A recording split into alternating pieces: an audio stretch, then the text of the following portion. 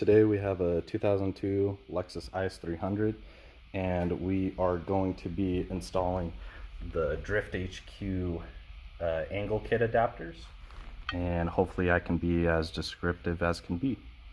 Full lock, this is the stock angle. I'm showing a little before.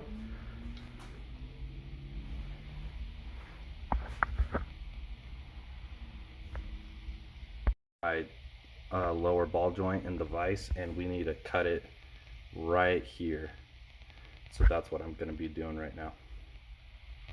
Ball joints cut, you just have those two holes left and you cut off that other piece. Put the angle kit onto the ball joints, and now all I have to do is just tighten up these bolts right here and then start taking apart the factory stuff. Our tie rod off, and so the left one is our stock one, which is the Is300, and then this one is gonna be your GS300 outer tie rod. And for it to work on the Is300, so this originally would be on the driver's side, and now I'm putting it on the passenger side, or else like this weird buckle will hit. But if you flip them, then you get the extended angle about an inch.